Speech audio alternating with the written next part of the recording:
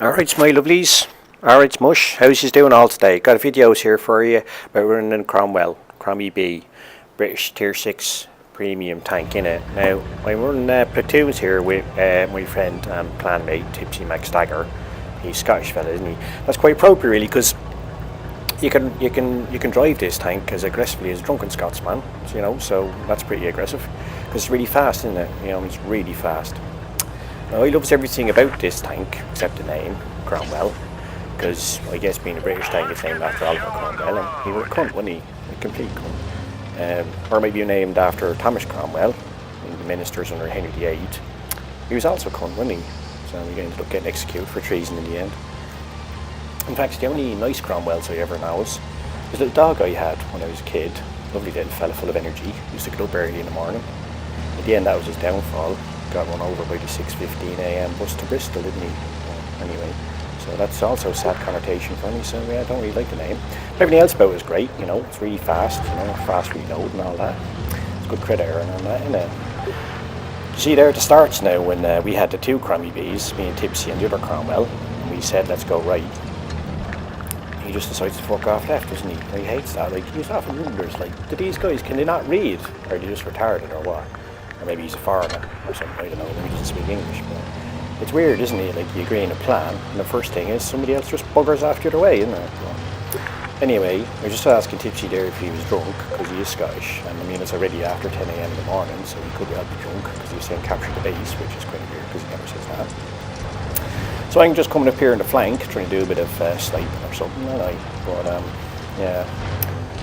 I'm not really doing much here. Look at this. I'm trying to see if I can shoot shots or something. Not doing that. Route, isn't it? But it turns out in the end, right, I'm doing all right here because I'm going to come up and we're going to be on the other side of the game. At least we can have them surrounded. So that kind of makes this game a bit of an easy game in the end, isn't it? Tipsy's over there causing all sorts of havoc, isn't he? He's quite aggressive in this tank, I have to say. He drives it very aggressively. He's got 1.2 million XP or something, which is fucking ridiculous, which I think shows that he's pretty good in this tank, and also probably needs another hobby or something, doesn't he? He seems to have a lot of spare time. But anyways, by the way, I'm going to stop talking here now, just let you enjoy this little head-to-head here with the music, because it's pretty cool actually,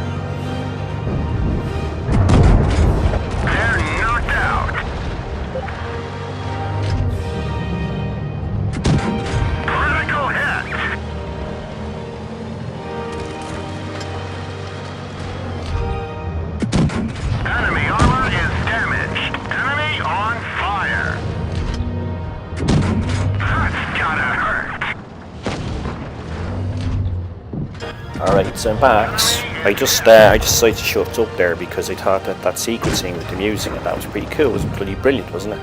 It's just the way the cannons and all that are going off, the gunshots and all that. That was amazing, artistic and interpreting. It was just good, wasn't it? So anyways, there we go. So that we won that pretty easily. I think I didn't play great, but I think we finished 1 and 2 there. And just showing you how good and manoeuvrable this tank is. You can get around the map, isn't it? And it's got another battles for you here. Changing down the music because this is kind of more relaxed battle for us. So I'm going to change the music style. I'm going to go for something very low key, sort of mellow. It's called. I'm going to be hearing it now in a second. It's called Air on the G string. I'm fucking serious. That is what it's called. And it's by Bach, isn't it? I like it quite a lot. So we're going here now. It's a supremacy map, and what I want to show you here is the guns suppression on this tank. It's got 14 degrees of guns suppression, which is fucking awesome, isn't it? It gets down faster than a paedophile in a creche, doesn't it? So so you'll see that.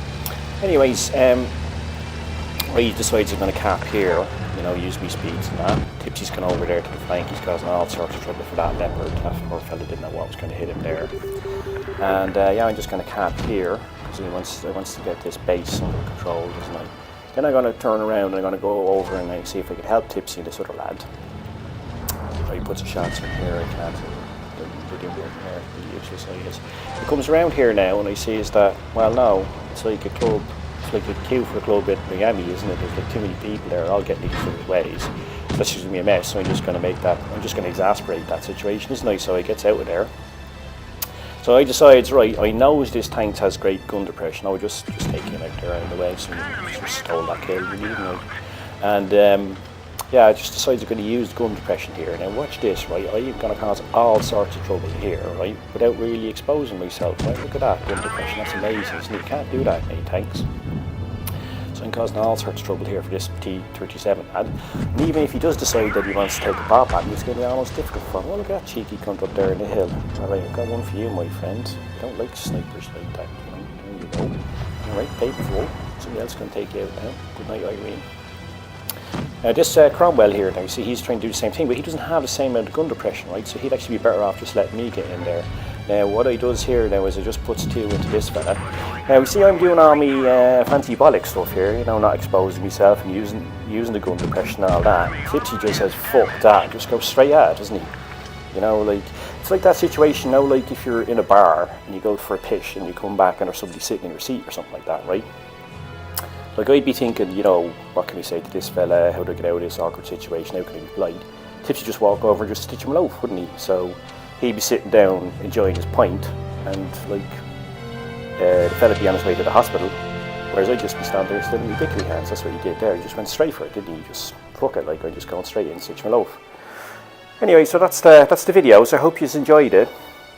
By the way, that music's the first bit of music, so that's Tchaikovsky, isn't it? 1812 Overture. You may know it from that movie V for Vendetta, I don't know if you've seen it, which was kind of a future view of a right-wing dystopian Great Britain, which none of us thought we'd ever see, but then we had Brexit, didn't we? Yeah, alright. Alright, my lovelies, take care, see yous now. Byes, byes.